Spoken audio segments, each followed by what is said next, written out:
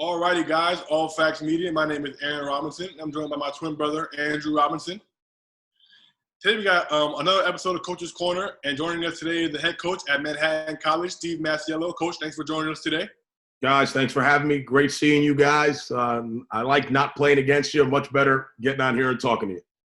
No problem, Coach. Well, we're going to get right into it, man. Obviously, you're a New York guy, and we know you obviously coached under some great coaches like Rick Pitino, and, you're obviously head coach at Manhattan now. So we want to talk a little bit about your journey, and what got you into coaching and what brought you to Manhattan College.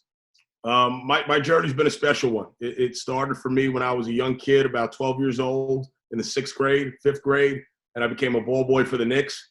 Got to, kind of be around guys like Ewing and Oakley and, Mark Jackson, Johnny Newman, and Coach Pitino was the coach at the time. So it was a lot of fun for me.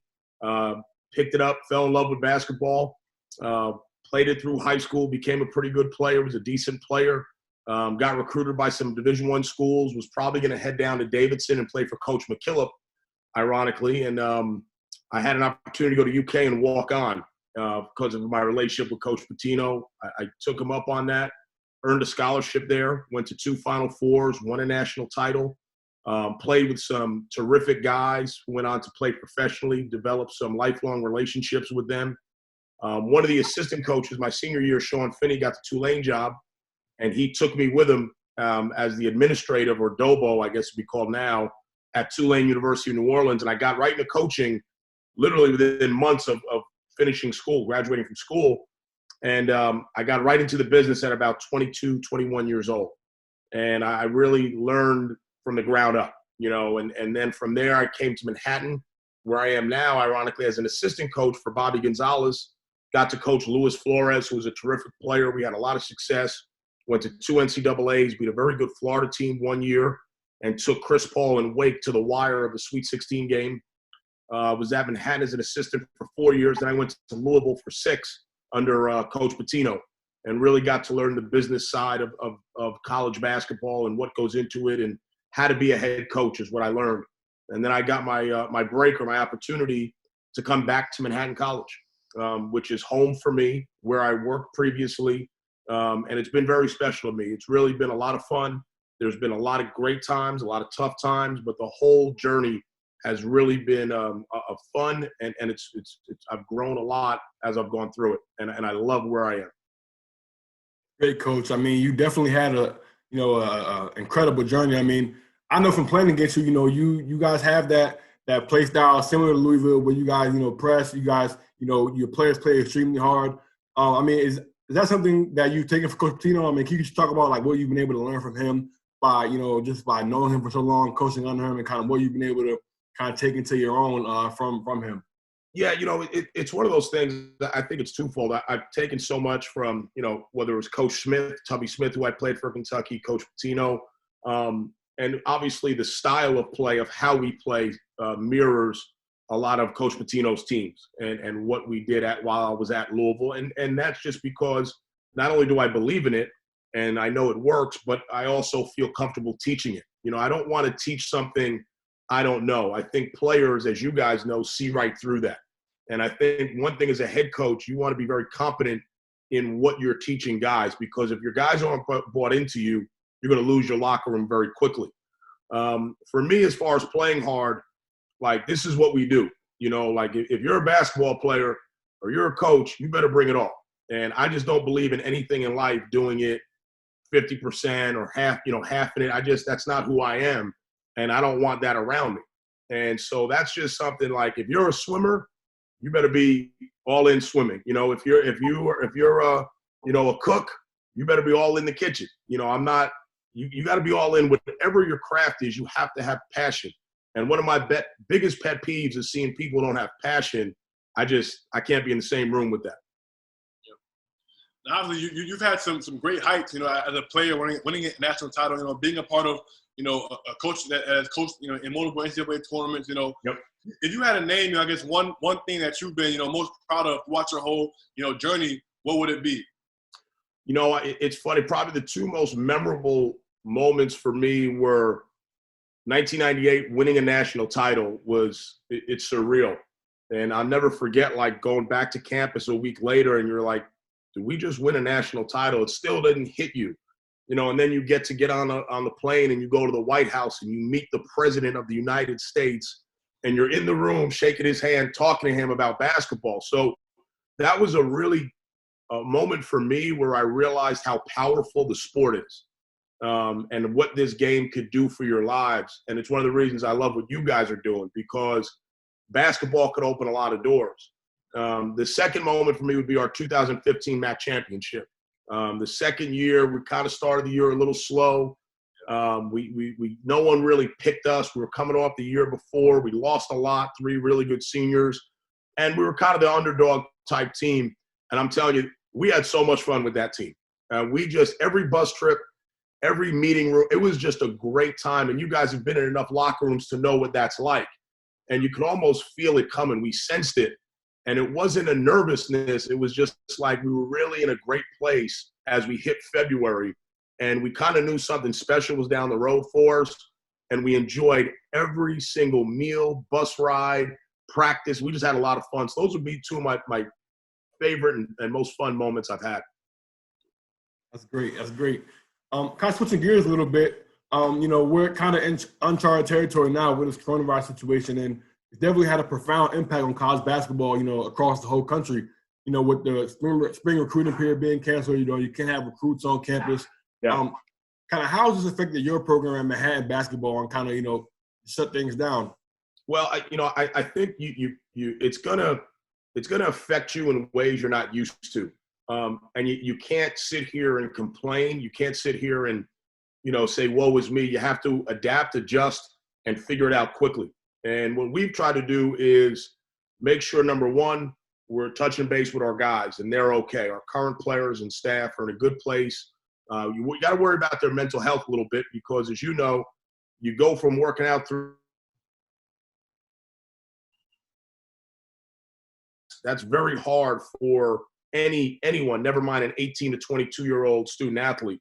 So a lot of check-ins with them, making sure they're doing okay. And then from there, it's about getting on the phone with recruits, relationships, having these type of conversations, a lot of texting, just building that, because you're not going to be able to do a lot in person right now, but you don't want to lose momentum. And it's a great opportunity to, hey, it's not really about the school. It's not really about what color the uniforms are or who has a nicer locker room. At the end of the day, it's about choosing a situation and a relationship that you feel is going to better you for the next 20 to 30 years of your life. And at Manhattan, for us, I am such a strong believer in Manhattan College, in the place and what it does for young people. And then if I can develop a great relationship with that student athlete, it becomes a very good fit. But you have to really, really work on relationships right now.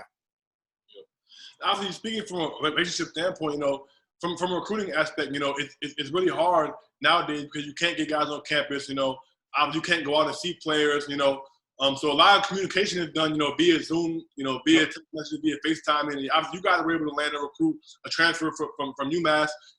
How do you guys kind of adapted, to these times where you can't recruit, you can't go out and get guys on campus.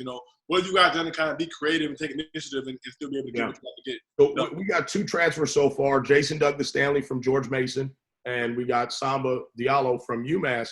Yeah. And I think it puts a really light on the coaching staff. And you can't distract the kids right now with what I call the bells and whistles. You know what I mean? It's kind of real. And what you got to engage, you got to have eye contact, you got to have real dialogue right now. And there's nowhere to hide. I personally love that, because it gives me a chance to really get to know the student athlete, and it gives the student athlete a chance to really know me.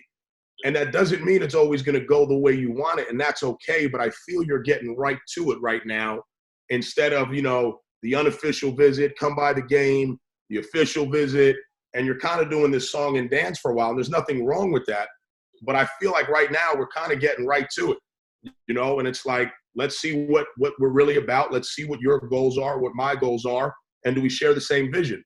And so I'm having a lot of fun with that.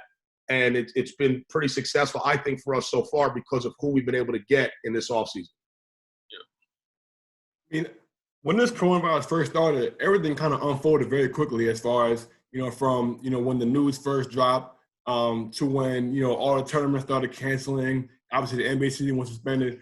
Kind of talk us through that moment when you first found out, about what was going to happen with the coronavirus and, when you had to tell your team, about what was going on. So it's funny because I think we all saw I remember seeing the Ivy League cancel their tournament. Yeah. And there was kind of this, public outcry of why are they doing this, And I'm sitting here and I remember kind of thinking this, like, those are some pretty smart schools, like if they're doing this, there's got to be something to it. And they were kind of out ahead of this, I think, a couple days, maybe a week before everyone. We actually started our conference tournament. We were down in Atlantic City, and we were playing in an early game against Fairfield, and then we happened to win that, and then we had Siena next. And I remember as we were playing, getting ready for the Siena game, I was seeing other coaches come in, and they were getting ready to play, and there was such uncertainty around what we were doing. So the rumblings were kind of out there of, hey, are we playing? Are we not playing? And then you just saw the dominoes start to go. And now it was like, okay, it's going to get called. It's just a matter of, is it going to get called today, tomorrow, or 2 days? And at the end of the day, I think sport is such an escape for so many people on the outside of it, but very rarely do you see how it really, something like this impacts the people who are putting on the jerseys. And this was tough. This was tough for kids to see kind of that moment we all worked so hard for to be just taken from you. And at the time, we didn't know how serious this was. I don't feel we had a great understanding. We knew about it. We knew it was out there. We knew it was serious, but we didn't know to what level. Had we have known that now, I think, what we know now, I think it would have been a much easier transition. But at the time, it was tough. It was tough for everyone. And, what you want to do is, and as I'm sure you guys know, is just try to be there for the guys and keep them together and move forward. Yep. Obviously, also on another note, there's a rules getting ready to be voted on in a couple of weeks about this immediate eligibility for transfers. And there's been a lot of talk, about how this is going to affect, mid-major basketball, low-major basketball, college basketball, as a whole. Obviously, there's been people say, it's going to create a free agency type of field of college basketball. People have said it's going to hurt, lower mid-major schools more than it's going to hurt high-major schools. What's your take on this rule and how will it end up affecting college basketball as a whole? I think if it's passed, it's going to change the game as you know it. I don't think it's going to be let's build a winning program. I think it's going to be let's have a winning team. I don't think long-term goals and kind of visions are going to be as prioritized and as realistic as it'll be for, hey, let's get this group of guys together and let's see what we could do this year, and then let's get ready to make roster changes in the following season. I think there will be a trickle-down effect. I think, the high majors will be okay. They'll always have the talent pool there. But even with them, you see them starting to the G League, starting to come in and take some guys. So now they're looking at different guys. Now you have, let's say I'm the 5 through 8 man at a top 20 school. I might look to leave and go somewhere where I can be one of the top 3 or 4 guys. Then that's going to lead to mid-major kids getting pulled up. Okay, now we're going to say we're at the mid-major level. Well, let's go find a transfer, someone who's already transferred, so they can't leave us again, that type of mentality. Or let's go junior college, a little older, and now the high school kids might not be recruited as much. So there's so many dominoes that could happen from this. I don't know if we're ready for that. I don't know if we're in a situation where we fully understand how that really is going to impact people and lives. Never mind the academic side of things. That sit-out year when you transfer is very important for your credits, and you gather your let's say we only take X amount of credits towards the degree. Well, now you have an additional year to get those credits so you're on track to graduate. Well, what are schools going to do if a kid transfer plays right away, but he's still not where he needs to be after his 8th semester? Are we going to keep him on scholarship? Are we going to pay for his academics, make sure he graduates? So I hope we all are on the same page of information. And I think the best decisions come when you know all the information and you know all the facts.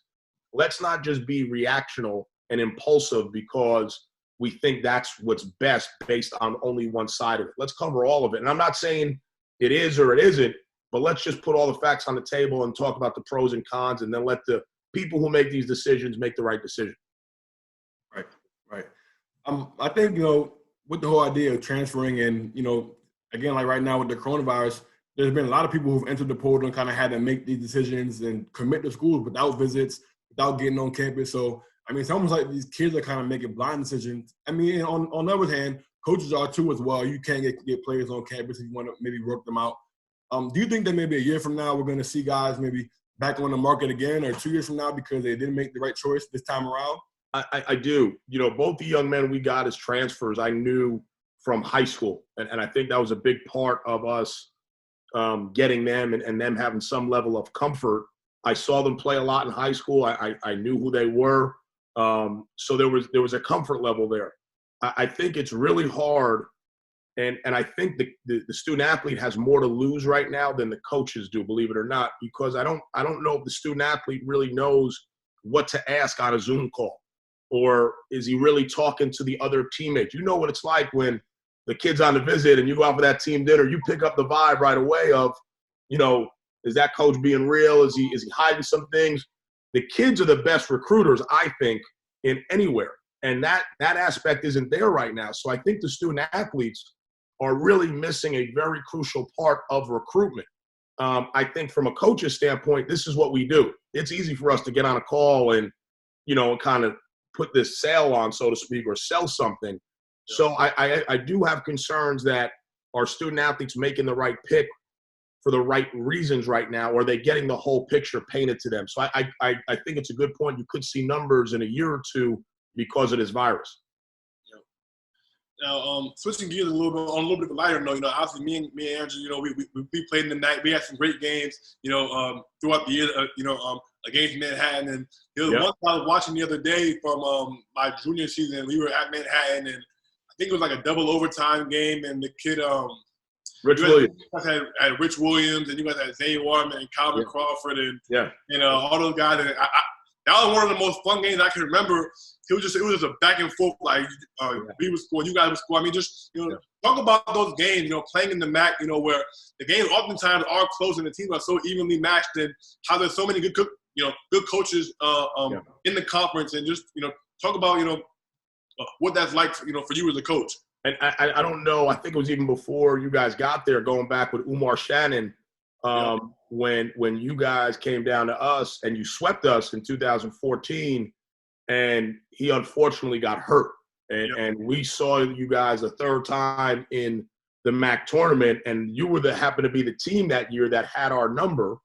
And I don't know if we would have won if Umar is playing. And I've said that multiple times, and Coach Moore did a great job with those teams. And that's just kind of how the MAAC is. Fast forward, to Coach Dunleavy, and he's done such a great job. But I remember that game in particular. I think Rigoni started the second overtime with 2 threes in the corner. We lost him on the baseline side of the zone. We were down 6. But that's kind of a MAAC game. That's how they go. The players, I think the 2 things people don't understand about the MAAC from the outside is, number one, how good the players are.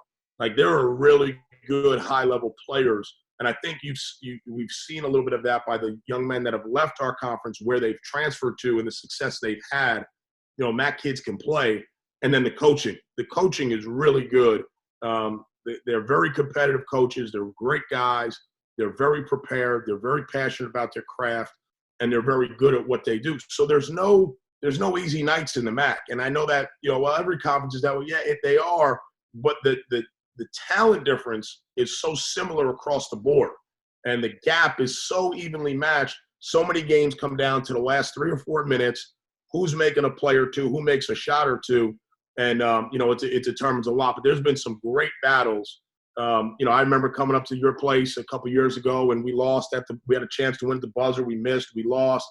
This past 2 years ago, I think we got up there on senior night, and I think you guys were playing for a championship, and we got to upset that. So there's been so many battles that, it's been so much fun just to be a part of that. You don't really remember. You remember who won or who lost, but just kind of the certain plays stand out to you and certain players stand out to you and what they've done. Yeah, I mean, on that same note, I mean, the biggest rivalry in the MAAC is Iona Manhattan. I mean, that New York rivalry. And obviously that's going to get a lot more interesting next year with Rick Pitino coming to the MAAC, and, you kind of getting that family reunion next year with Pitino. I mean, to kind of talk about that, what that's going to be like next year, and kind of just being able to open up a new chapter in Manhattan, Iona, but now it's Steve Masiello and Rick Pitino going up against each other. Well, I got to be honest. I was so happy to take the health issue out. I was so happy to see Coach Clues go because he kept kicking my tail for so long. So I was, when I saw he was leaving, of course, Tim's a good friend, and I want him to be healthy, and hopefully everything's going well for him. But from a basketball side, I was happy to see him go because he got me about 7 or 8 times in a row. So I needed to. But then you see Coach Pitino come in, and it's like, oh, great. Now you have to deal with that, and they're, whatever they are, 8 miles from us or whatever that is, and the job he's going to do there and how successful they're going to be. And listen, it's going to be a great rivalry regardless of who the coach is, whether I'm coaching Manhattan or whoever's coaching Iona. Manhattan-Iona is Manhattan-Iona. There are some really good rivalries like that in this conference. That's what makes this league a lot of fun. It makes for some good media coverage and hopefully some good laughs.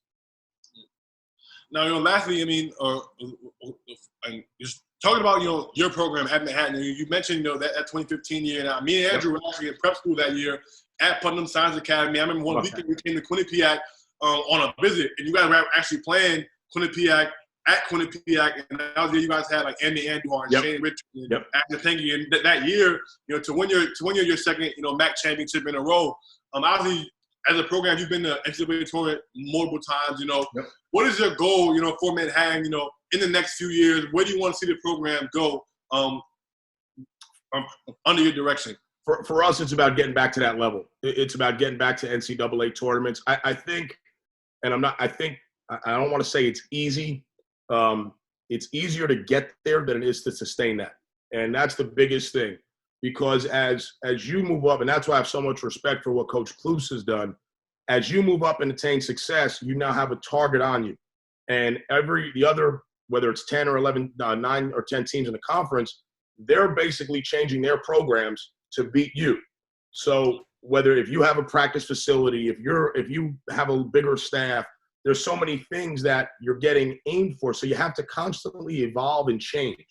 And that's the one thing for me that I want to get us back to the NCAA appearances, get us back to being right there for winning MAAC championships. We're always competitive. We always put a good product out. But for me, I don't want to do it unless I'm doing it to get a ring. And that's what it's for. You want to get a ring. You want to get to the NCAA tournament. That's what makes it so awesome. And that's what makes so many of the stories, especially for the former players, you want them to have something they can come back to in 10 and 20 years. I have 2 guys on my staff right now that were former players of mine from those championship teams. And I don't mean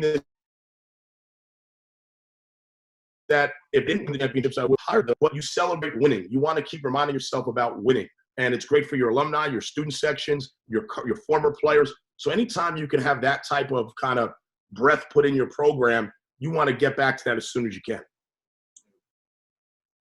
That's all the questions we have for you today, Coach. We definitely want to say thank you for joining us today, man. We really appreciate it. And, we wish you guys the best of luck at Manhattan going forward. You guys definitely have supporters and us over here at All Facts. No, you guys, I'm so happy and proud to see the work you guys are doing, man. It's great. Keep doing it. Anything you need from us, we're here for you.